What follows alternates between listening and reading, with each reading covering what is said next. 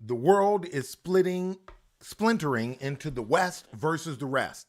And that leaves us all in more danger. When I saw this article, it appeared to me, and it came to me that this is a clear assessment. I didn't agree with everything in the article, but I did agree that this is a clear assessment of what is happening on the global stage.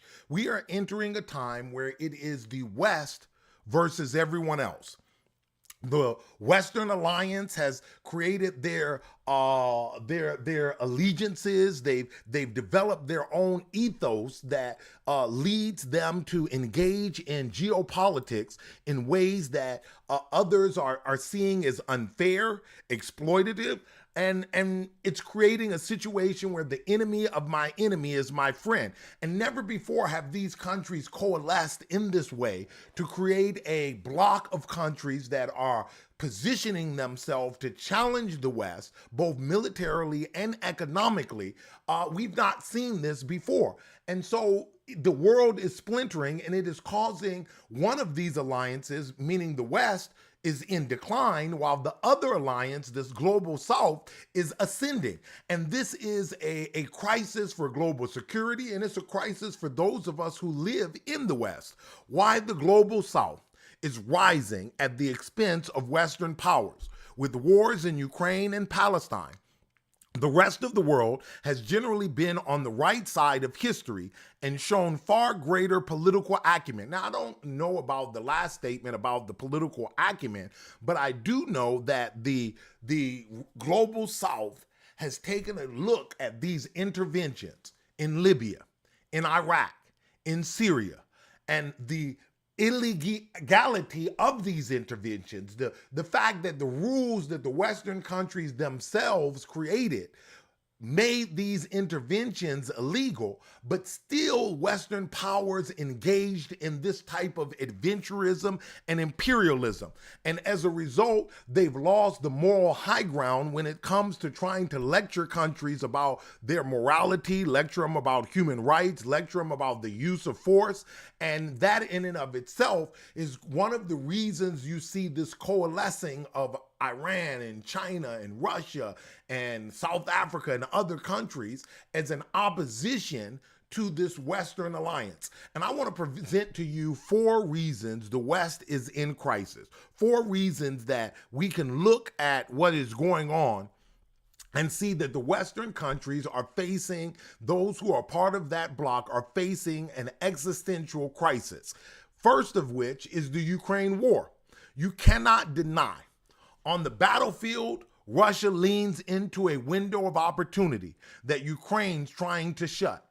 You cannot deny that this war is not going the way that we were told it would. They told us that this would be the downfall of Russia. They told us that the Russian economy would collapse. They told us that Russia was foolhardy to even think that they could conquer Ukraine. The media, if you at the beginning of this conflict said anything against this war, its motives, its rationales, its the practicality of it, you were somehow a Putin apologist. You were somehow somebody who was a communist, helping to spread the Communist Party's view in the West. And now all of a sudden, all of the media outlets, none of them apologized to the people they denigrated, to the people they attacked so viciously for just simply doing the thing that they would not do, which is reporting the truth. And the truth of the matter is, this war is not going in Ukraine's favor.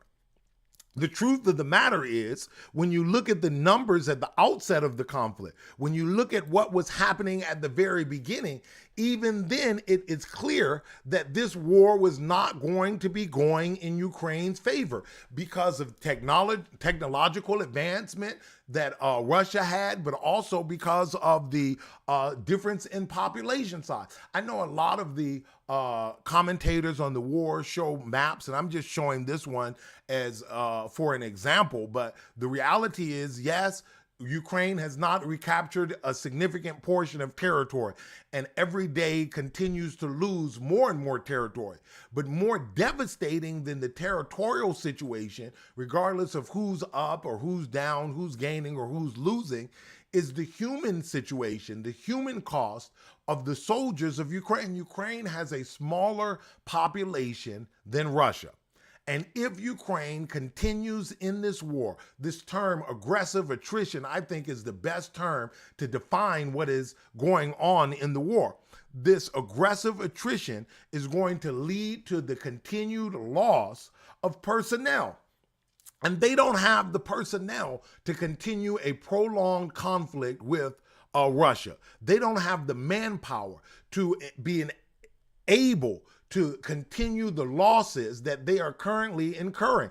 And yes, in the West, they try to always put lipstick on a pig.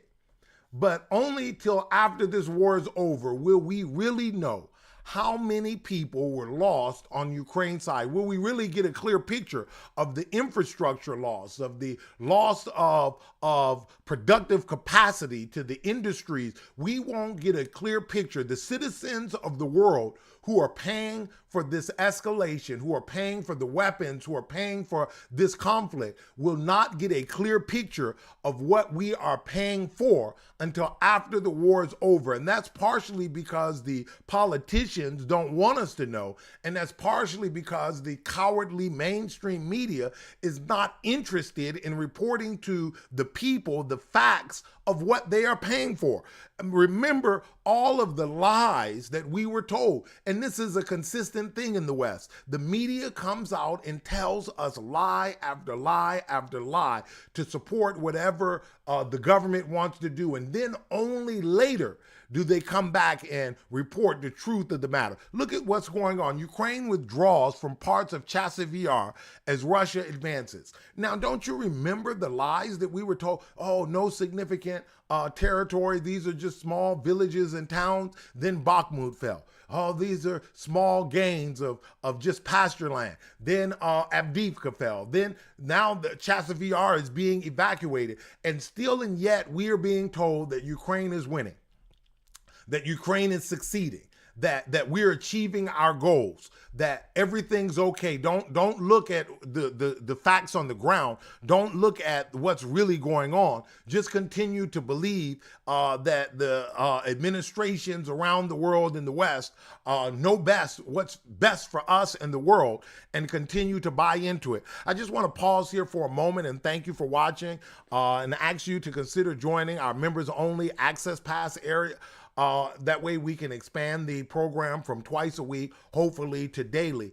Appreciate all your support and thank you again for watching the program.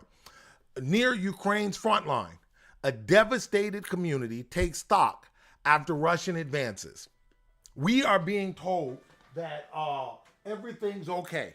But not only is everything not okay, but we're seeing daily that there are consistent advances all along the line of contact. People are being relocated. People are having to move to other parts of Ukraine. And we very rarely hear anything about the human capital, the human toll that this war has taken on the residents, the citizens of Ukraine itself, not to mention the toll that it's taken on the economies. You know, can the West afford, with all of its problems, to continuously just send money to Ukraine in a war where there is no clear exit strategy by the West?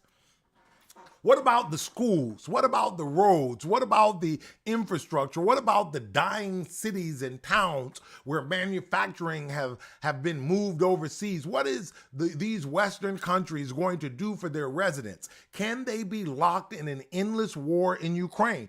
And because there's no exit strategy, what we see is an escalation strategy. Look at this. World War III is imminent without Ukraine, historian predicts. Now, when I first started talking about World War III, when I first started talking about the crisis with this constant escalation and how it would lead to a direct confrontation between NATO troops and Russian troops, everyone, you know, I got tons of nasty comments. I got tons of nasty emails and messages sent to me. But in the end, look at it. All of the major news outlets are reporting the same thing now.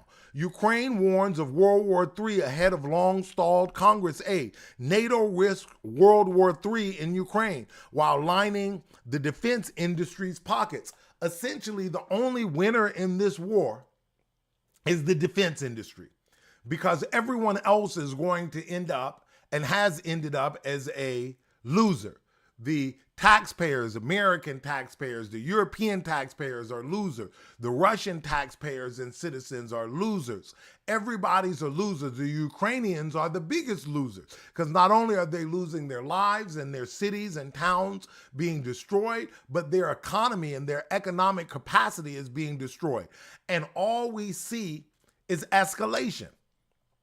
Ukraine will have to find troops from beyond its borders. Where do you think those troops will come from?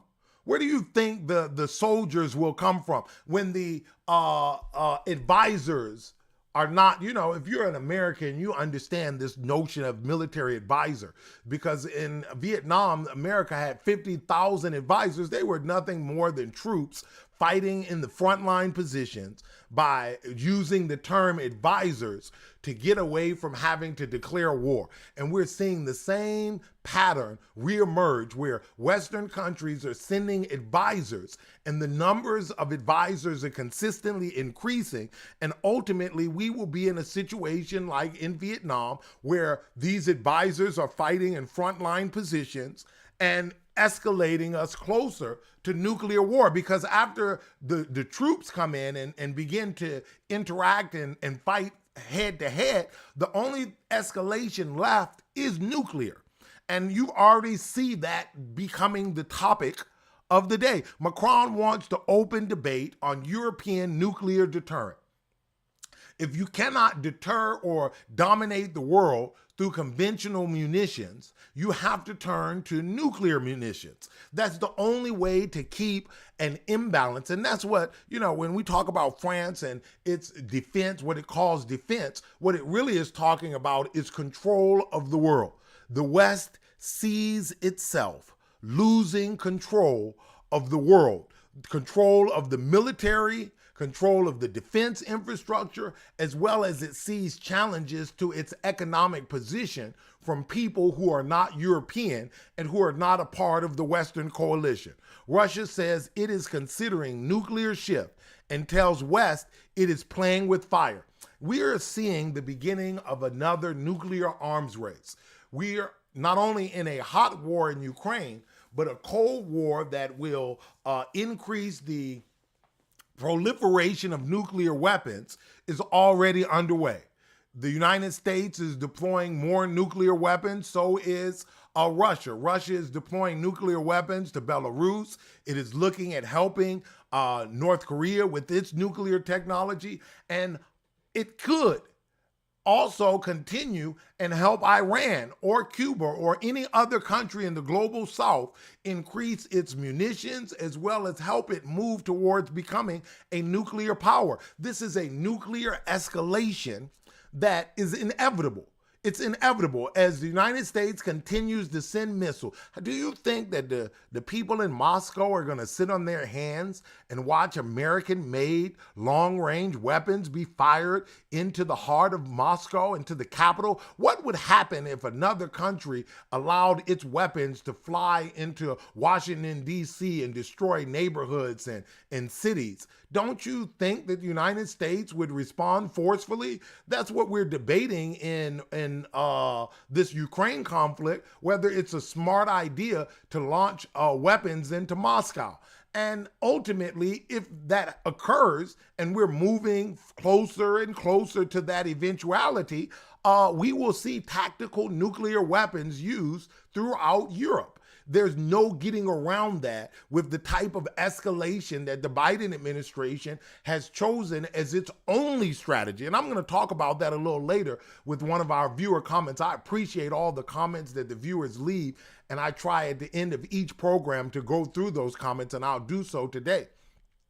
One of the things that I think we're going to be shocked by when this war it finally does end is the catastrophe for Ukraine. The fact I just saw an article today that the bondholders of Ukraine are reaching a deal to help it stay afloat. but its industry, its tax base, its infrastructure, and its people will be ravished by this war. And someone somewhere, some historian somewhere is going to sit down and ask the question, what was there to gain? What was gained by all of this death and destruction? How was the United States made better? How was the life of the average citizen in the United States, in Britain, in UK, even in the average citizen in Russia, how was it made better by this conflict? And I think the resounding response will be that everyone ends up worse off by this conflict. There's no winners in this thing. The second crisis, I want to talk about the second crisis that the West is facing, is a crisis in U.S. leadership. You know, the Western Alliance is led by the United States. And when you look at it, all of the countries in this alliance are reaching the same conclusion, it seems, at the same time, that the United States is a very unreliable leader. They're unreliable ally, but they're even more unreliable leader because of the type of turmoil in the political system in the United States. U.S. allies try to Trump-proof NATO. But is that even possible? They're trying to create some type of situation, and we heard reports that Biden was a part of this conversation as well, about how to insulate and continue the war even if the Democrats were to lose. And I don't recall when the Democrats became at one point they were the anti-war party, but now they've become the greatest proponents of global war and conflict. And the Republicans are becoming the non-intervention party. And it's astonishing to me that I've seen this shift in my lifetime, where the Democrats are nothing more than egregious imperialists and warmongers. They cannot state a clear aim for these wars. And many of these wars end in horrific fashion with the loss of life, the loss of infrastructure and quality of life and development, and the loss of treasure for the American people. And when I say the U.S. leadership is in crisis, there's only one word that comes to mind: train wreck. When you think of the U.S. political establishment, both, I'm not talking about Democrat or Republican. If you're a Republican or Democrat, don't send me any of that nonsense comments. Put a comment in, make it thoughtful, but I don't want any of that partisan nonsense, because I'm not for Democrat, I'm not for Republican. I'm for looking at the events on the ground and using my brain and trying to figure out what's going on. And when we look at the United States political system, it is a train wreck, an utter disaster or mess, a disastrous calamity or source of trouble. That's the only way that I can define what's going on in America right now. I looked at this article by 538. We're tracking Trump and Harris's popularity ahead of the 2024 presidential election. Yes, it's early. And they said, yes, it's early, but they're still trying to see, do the American people want either of these leaders? We know the American people didn't want Biden. Not because of Biden, a lot of what he did or didn't do, there was lots of criticism about that, but the chief criticism of Biden was that he was too old to continue in the race. And the chief criticism about the Democratic Party is that they tried to steal the election through the primary election, through eliminating debates, hiding the fact that he was not up to par, creating a system of primary that only led to one outcome, where there was no competition. You know, a fraud was perpetrated against the Democratic voters in the United States, and no one is talking about nor holding accountable all of the party bosses who tried to force this fraud on the American people. And when it blew up in everybody's faces, now people are saying, oh, we didn't know that this guy didn't know where he was. We didn't know that he was falling down steps and his cognitive ability was declining. Every other week, it was a new video of him fumbling or losing his train of thought. And they let this thing go on and on until it finally blew up. And now they're saying, well, we're stuck with Harris. Harris has to be the nominee. But when you look at it, the American people don't want Biden. They don't want Trump.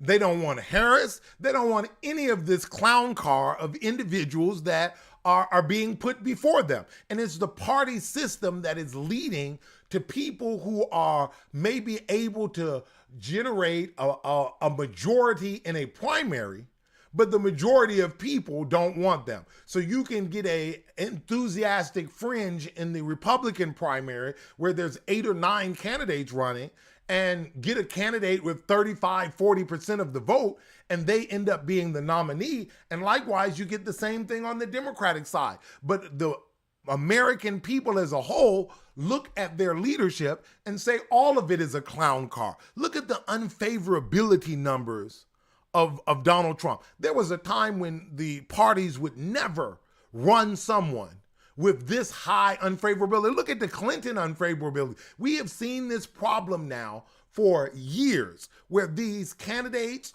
are not wanted by anyone. There's nobody really, except for the fringe elements on the right and the fringe elements on the left, that are backing these candidates. But the American people are not that enamored by Trump, but they certainly weren't going to vote for someone who continuously lost his train of thought. And so that you know that it's not partisan, look at Kamala Harris. The Democrats are talking about replacing Biden with Kamala Harris. And if it was an open primary, or if there, I agree with Barack Obama in this, that there should be an open primary. The problem they had with the Biden situation, everyone would have known he was not up to the task if they had not rigged the primary. And we see another push to anoint or crown someone, and it's another form of rigging the primary. Look at the disapproval rating that Kamala Harris has. That means the American people, by and large, and we're not talking about a segment of the American people, Republican or Democrat, we're talking about when you poll the American population as a whole, the majority of the American population does not want any of the candidates that are being put before them, or should I say being forced on them consistently by these political parties.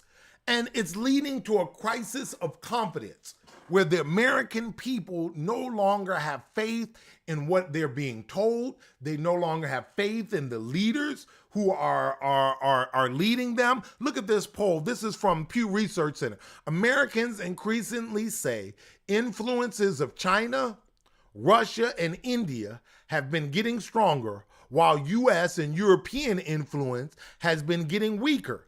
Ultimately, what Americans are seeing is that the political establishment are talking about who can use which bathroom. They're talking about nonsense issues that don't relate to them. They're fighting over what books are in the library. And yeah, that's important if the kids could read in the schools to begin with. But long as the kids can't read, I don't think it matters which book is in the library or is not in the library. As long as the kids in our schools are not able to do math and compete on a global stage with children in China and India, what difference does it make this argument about textbooks and all of the other foolishness that we are being dragged into? The American population, it's a magic trick. We're being told to look at the shiny object and not to watch the crisis that is right in front of us, the crisis that is taking place all around us. We are in a situation where America is falling apart. The leadership is not representative of the people, and you see just a divergence, further fracturing of American society and further fracturing of the American political establishment. Look at this. When you look at the partisan gap on views on NATO, it's increasing. The Republicans don't want it. Democrats do want it. Soon as a new Republican leader emerges who's pro-NATO, we'll see these numbers flip again. We have a situation in the West where everyone is following the party instead of the facts on the ground, And the masses, or the majority of Americans, don't care about party. They're just looking around and seeing the country fall to pieces while they're being offering leadership choices that none of them want. The national debt, look at this. The national debt is over $34 trillion in the United States. It's time to tell the truth about the U.S. government's finances. While they're on stage arguing about bathrooms, while they're on stage arguing about this nonsense issue or that nonsense issue, or they'll talk just, briefly about the real issue of debt, taxation, the crises that are happening all throughout this country. People are becoming disillusioned with the government, and the government is crumbling underneath its poor management and its lack of leadership. U.S. debt on pace to top $56 trillion over the next 10 years. Can you imagine what it will be like on the pace that we are currently going in the United States? How can the United States lead the global order? How can the United States position itself to lead Europe and NATO if it has $56 trillion worth of debt? What country in the history of the world has carried this kind of debt without there being a crisis? Look at the explosion of debt in the United States. We have seen something unparalleled in human history, where a country takes on this type of debt and it's almost ignored. It's almost seen as routine, part of the status quo, that every budget that comes out has bigger and bigger deficits, and none of the political officials have a plan. They may talk about it in a transient manner, but they have no plan whatsoever to deal with this type of staggering debt load.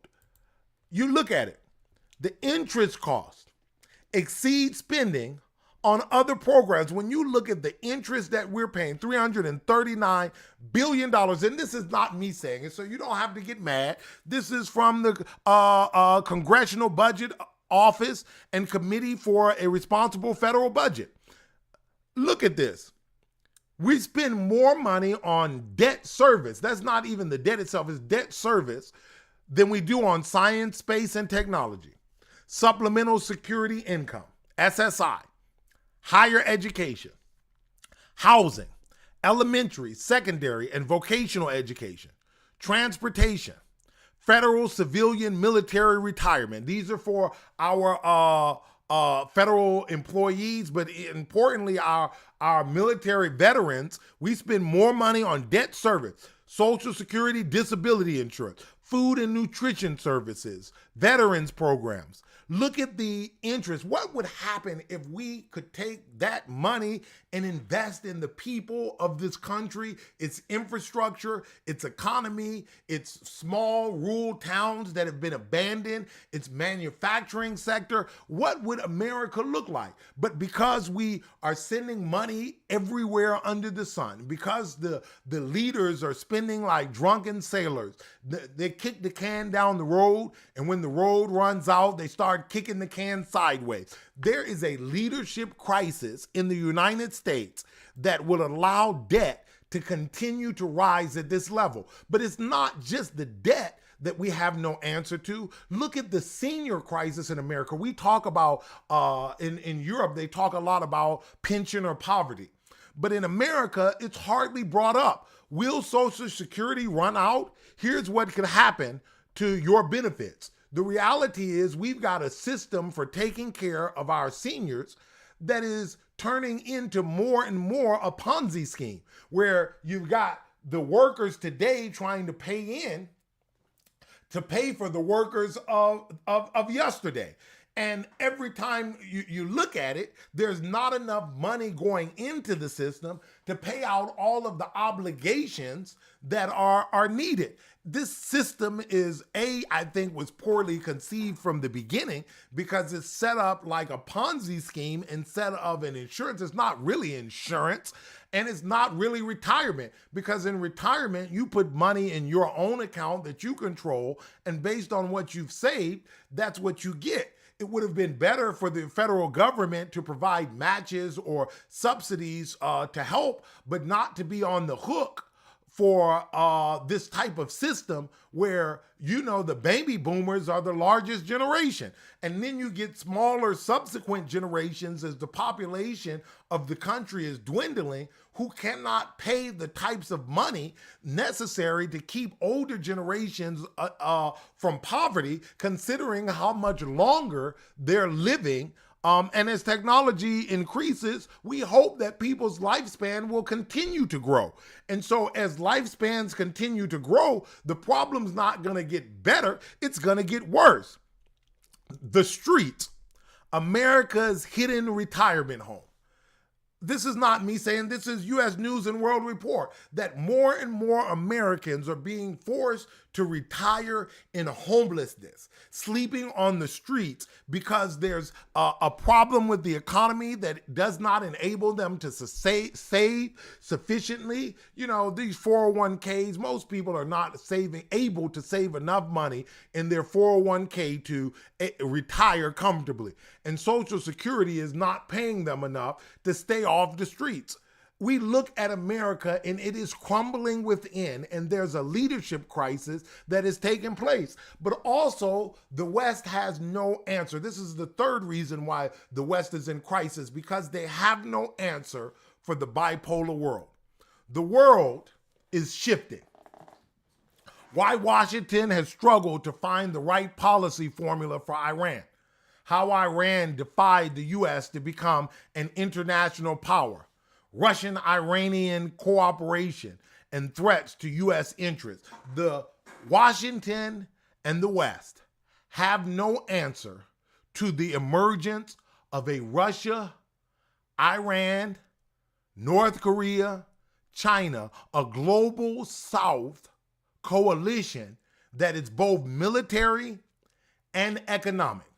They have not figured out how they can respond to this coalition in a way that provides safety and does not exacerbate and cause more countries from the global South to flock to this new bipolar military and economic bloc.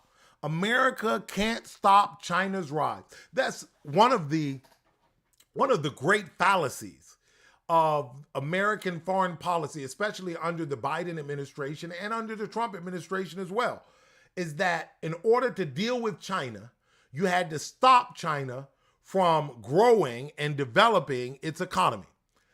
You cannot stop a country from pursuing its own interest like China and Russia. These are no small countries that can just be bullied. They will find alternatives to goods and products. They will find alternative markets. They have the wherewithal technologically, as well as their ability to manufacture, to find alternatives where they will not be boxed in. This is one of the reasons I did a video not too long ago about why sanctions failed against Russia. It's because Russia is too interconnected into the global economy. It has too much technological as well as infrastructure in its institutions as well as in its economy to be isolated like the West has done to small countries. The West, when they don't like these small countries and what they're trying to do, they can put sanctions, export bans, all types of things on them. But they can't do that with Russia, with China. I don't think they can do it with India. I heard reports that they were trying to sanction some Indian banks for doing business with Russia. It will not work. And not only is it not working, it is leading to this enemy of my enemy is my friend scenario, where these countries are now coming together to create their own economic bloc. You want to sanction me for pursuing what's in my best interest? Then I'll form alliances with those who are like-minded. I'll form an alliance with those who will work with me and help me to achieve growth for my people in the way that is that we determine. Look at this. Even in Africa, you see a decline of Western influence. After failure in Niger, U.S. Africa policy needs a reset. The people all throughout Africa, they remember colonialism. They are all too eager to align themselves with a block of countries that are not their former colonial masters, that are not continuing to manipulate them for their natural resources and to exploit their economies, to funnel guns into rebels and to destabilize, the political situation. You hear all the time about corruption in Africa, but ultimately a lot of the corruption in Africa is created by Western intervention and funneling in weapons and guns and resources to destabilize regimes that are not in favor of Western control of local economies. And so in this way, a bipolar world is emerging. You might say what you want to say about BRICS, but BRICS expansion will end Western economic and geopolitical dominance. As BRICS continues to grow, be clear, they will have not only within the bloc a power economically that is greater than the G7 in the West, but they will also have a power militarily that is greater than the G7, the Europeans have not invested. That's why they're so dependent on the United States for military interventions, because they have not, and this is one of the things that Trump said, and he was correct. And we see this right now in Ukraine. Europe did not invest heavily in their defense industry. The United States probably overinvested, and Europe probably underinvested, such that when you combine the strength of the West and combine the total strength of the global South, not only are you going to see a situation where the global South strength is continuing to rise, you're going to see a situation where the West military strength is becoming stagnant because of their inability to muster the economic power because of the high debt loads. America cannot continue to invest in its military at the rate it has been when the deficits are soaring out of control. And as a result, it being the anchor of the Western alliance is a shaky situation indeed. Look at this. Countries are clamoring to join BRICS group, South Africa says, as Russia takes up leadership. There are countries all over the global South who desire an alternative to Western hegemony. And they call it the rules-based order. But this Western rules-based order is seen for what it is. It's an attempt by the West to dominate, to control, to manipulate global institutions in ways that benefit them. And when they no longer can do that, to use their collective military might to extract benefits and resources from the global South. And it is reaching ahead. It is reaching a moment where no longer will the global South tolerate this. And they are rushing to this new political bloc. BRICS expands footprint in the global South. When you look at it, BRICS countries are constantly growing, not only in their economies, but new countries are moving closer and closer towards BRICS and further away from the European or the Western sphere of influence. BRICS countries could swing an economic wrecking ball at dollar dominance, even without a shared trade currency, former White House economist says. The dollar dominance exists not only because it's a means of trade, but it's also what people are buying their treasury bonds and storing their reserves in. the BRICS economy by creating a BRICS bank and by finding alternatives to the dollar or to U.S. treasuries as a safe haven for their resources would significantly cripple the U.S. dollar. And we've got to realize that, hey, the United States led because it was perceived that they could do so in a way that was fair and rules-based. But when the confidence in the U.S. has declined and the confidence in the rules-based order is on display, that it is corrupt, that it is based on race, gender, political geopolitics, and not on the rules at all, now you see a situation where the dollar and other institutions that were mainstays of Western dominance are under attack. BRICS prepares to launch currency in 2024. What's going to happen when the BRICS currency launches? And it doesn't take the total replacement of the US dollar in order to make BRICS currency viable. It just needs to capture a significant portion of trade amongst those countries, insulating them from pressure tactics by the West. And in that way, the West loses one of its major tools to enforce its global dominance. Let's look at this also. The other reason the West is in crisis is because of fears of competition. As the global South is rising, we see a consistent stream of analysis talking about why China is bad, why India is bad, why other emerging economies are bad. And is it because these people are bad, or is it because there's a fear that they can't compete? I remember back in the 80s and 90s when foreign cars swept the global market and essentially swept the United States market as well, because they had a better product, a cheaper product, a product that was more durable. And as a result, even American consumers began to prefer foreign vehicles over American-made cars. You know, you had the joke about fix or repair daily was the motto for Ford. And it was made by Americans who were sick of being cheated by the car companies.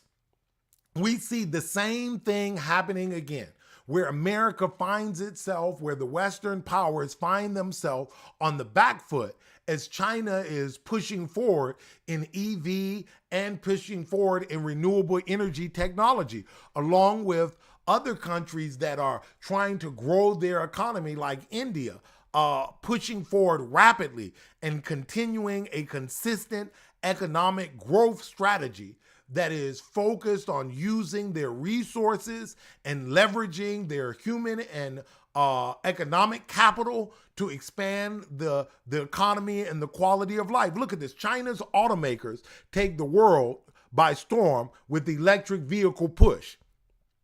The world was not ready for what China was going to unleash. China, I hear all of this about Plan 2025 in the West. Some of the stuff they're talking about, if Donald Trump gets elected, he's going to take the government and build it in his own image.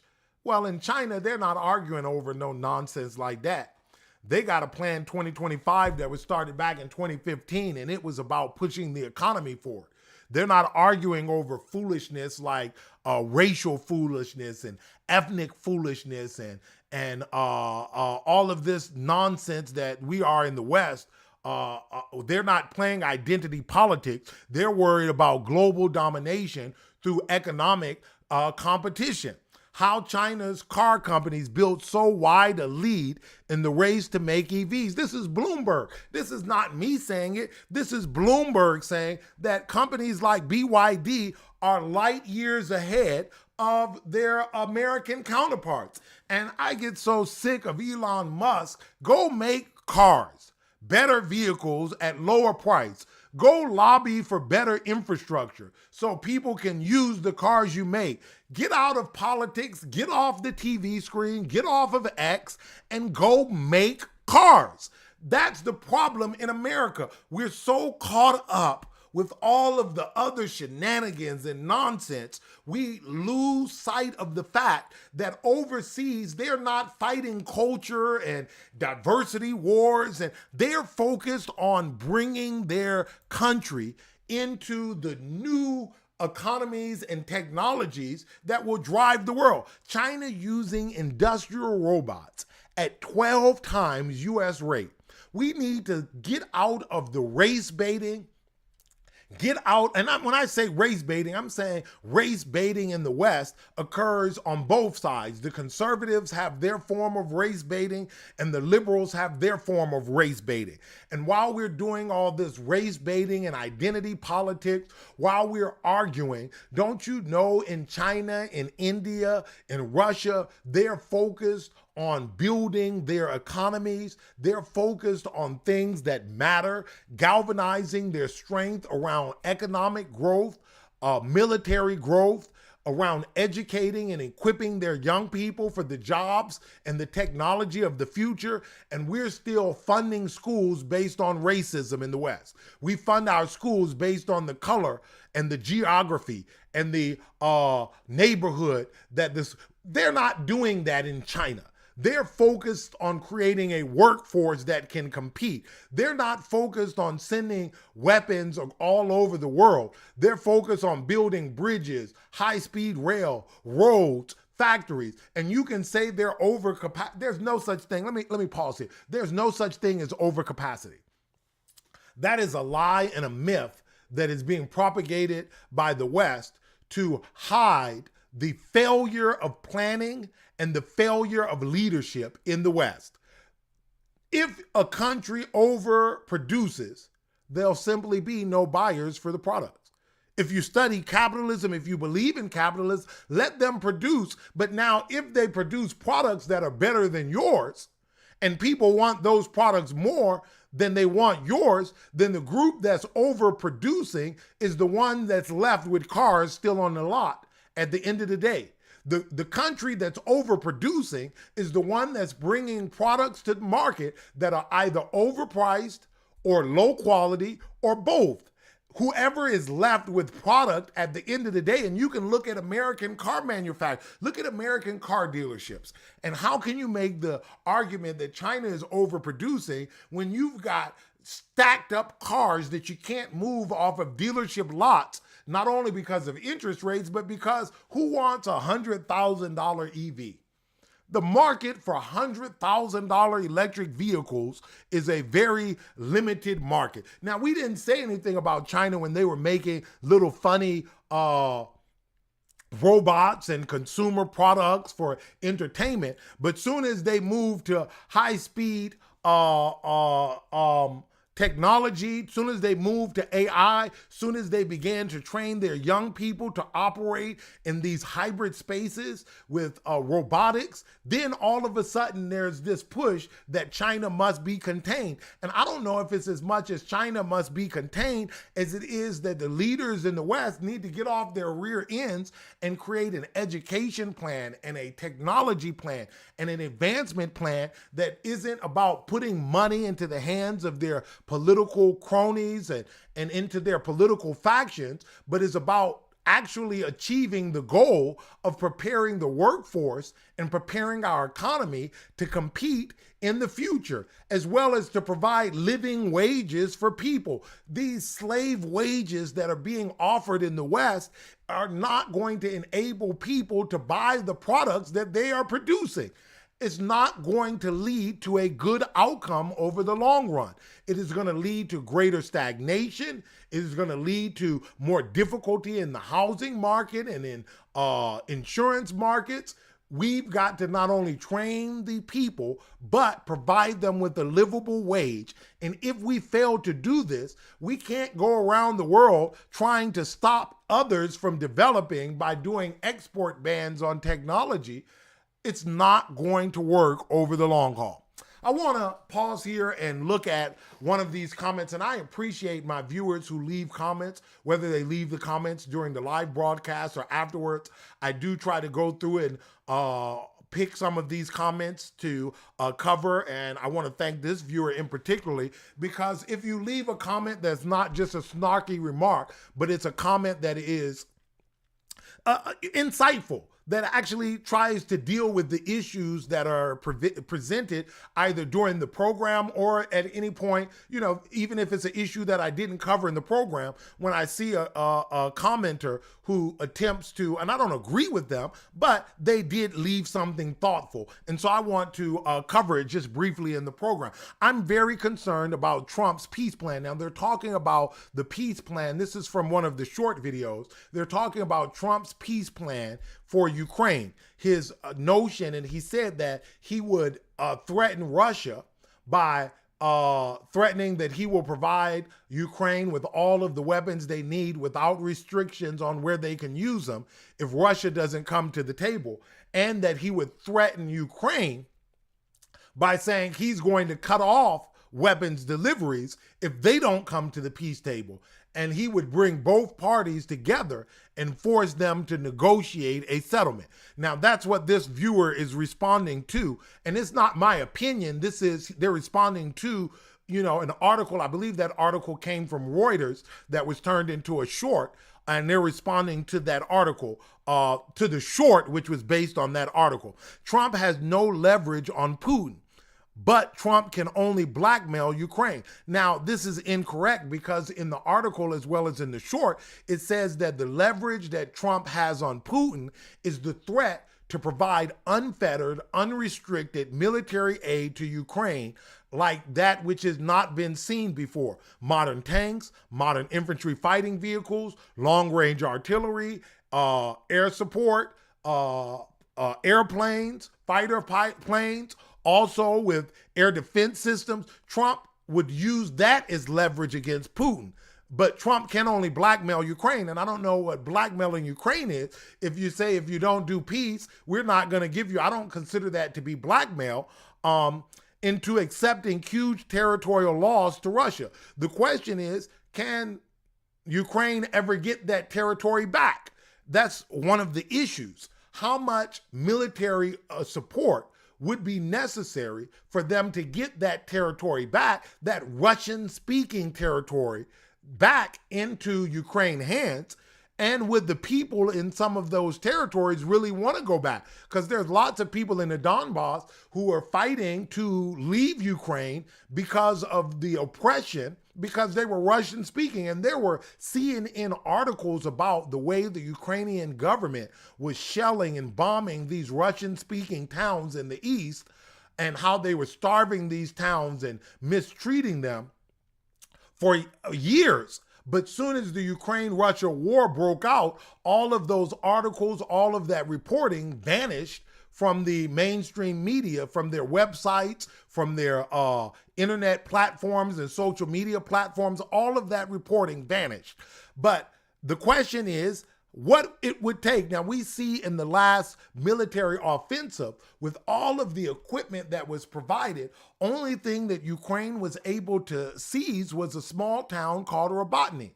And in the subsequent months, they've lost much of the territory that was seized. And I mean, it was a catastrophe of loss of equipment, and more importantly, the loss of manpower. So how much would it take to win? And I think the people who are advocates for war, and I'm not saying this person is an advocate for war, but in their response, they've not given a justification or a plan for how the war ends. Just saying provide more weapons is not a real strategy.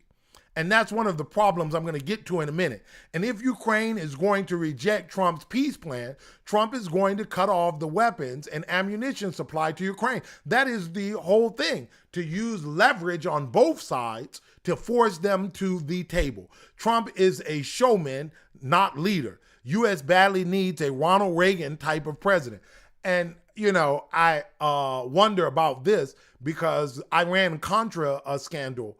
Ronald Reagan was not, I know some people on the right hold him up as the prototype. He was a showman. He was an actor turned politician.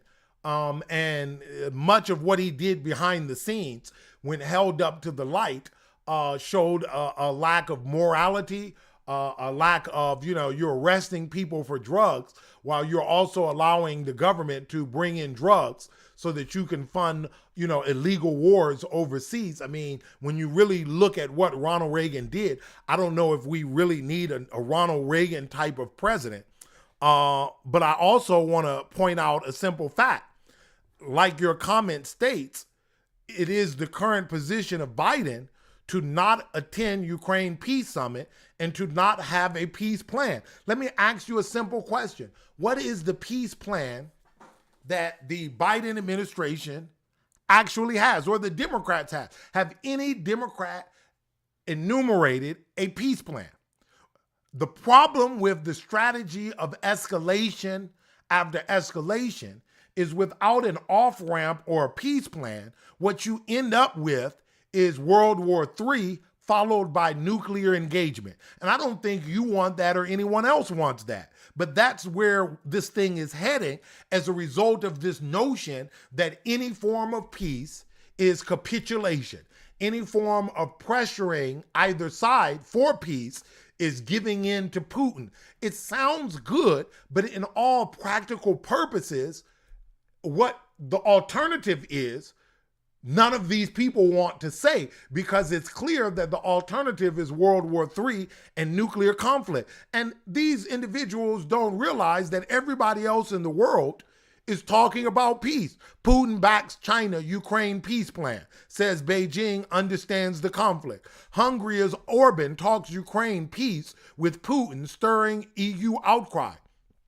What is Zelensky? Even Zelensky is putting out 10-point peace plan. EU-Ukraine security agreement will advance peace, says the problem with this whole conflict is the Democratic establishment, is the Biden White House having a hidden agenda that none of us know about. We don't know. We are clear, however, that the rationales they have provided are nonsense.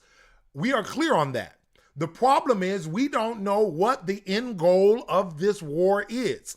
How is this benefiting the American taxpayer? How are we benefiting? Making Russia weak is not, I heard that cockamamie thing that, he should have been forced out of office, the defense secretary, for making a statement like that. But I know that it was the administration that told him to do it, and he was being a good soldier. But it was cockamamie, it was immoral, it was unjust to even make that claim that war is a tool of economic stimulus. Is that really why we are sending bombs to be used to kill civilians in the Middle East and in Ukraine? Is because we're trying to stimulate the American economy? How disgusting, how shameful for them to even try to make such an argument.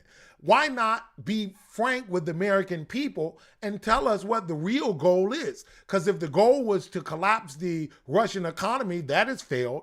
If the goal was to weaken Russia militarily, it has done some of that. But in the long run, essentially, Russia has proven that not only can it make new military alliances and stay in the fight, but it is now modernizing its entire military around this new conflict and lessons that have been learned. So ultimately, over the long run, the most effective fighting force in the global South will be Russia, because they are gaining valuable frontline experience that no other country besides Ukraine has at this moment. There's no country in the world since World War II that has fought this type of near-peer, top-tier conflict, where both sides have access to the most cutting-edge weaponry. We've not seen that. And so what is the end strategy? That's the goal. That's what I'm saying here. The Biden administration, the Harris administration, or the Harris campaign, as it emerges, have not put forth where is the off-ramp. And so that's my question to you, those who are against the Trump peace plan, who are against peace, just more war. Where do you want it to end? And if you say you don't want a nuclear war, where's your off-ramp? See, because they never say that. They say they don't want it to end, but then they don't want to talk about nuclear war and World War III. That's how you know it's a smokescreen. That's how you know it's a watch the shiny object argument, because they never ever get to a point where they say where the off-ramp is. And so I would challenge you, viewer and commenter, tell us where the off-ramp is. Send me a comment. I'll follow up on it in the next video. Introducing Vision Global News Network's Access Pass, your exclusive gateway to in-depth analysis you won't find anywhere else. Access Pass isn't just about watching the news, it's about joining a community. Engage with exclusive member-only forums, get recognized for your insights, and influence the conversation. Go beyond the headlines. Member-only live streams with award-winning journalists and economists answer your burning questions in real time. Access Pass membership unlocks exclusive benefits. Discounts on merchandise, invitations to special events, and much more. Empower yourself with knowledge. Navigate the complexities of the world with confidence. Vision Global News Network's Access Pass, the key to a deeper understanding. Join the Access Pass community. The world is waiting. Are you ready?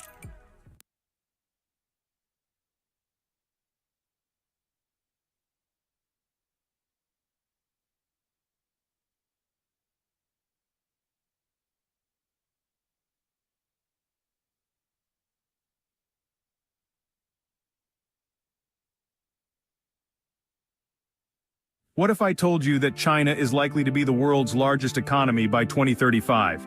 Yes, you heard it right. This isn't a mere speculation but a prediction backed by a report from an international think tank. The think tank, a collaboration of scholars from 5 countries, the United States, Russia, Canada, India, and China, suggests a fascinating shift in the global economic power balance. China's GDP is on track to surpass that of the United States, crowning the country as the world's largest economy around 2035. It's a remarkable projection, one that indicates China's promising growth can carry the world economy forward. But how is this feat possible, you may ask?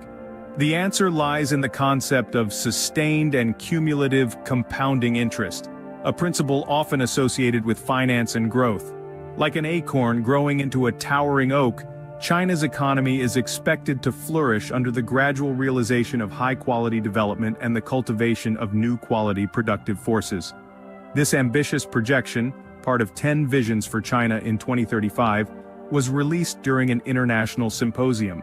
The report suggests that if China maintains an annual GDP growth of about 5% in the next few years, and at least 4% until 2035, it will overtake the United States as the world's top economy with a high probability.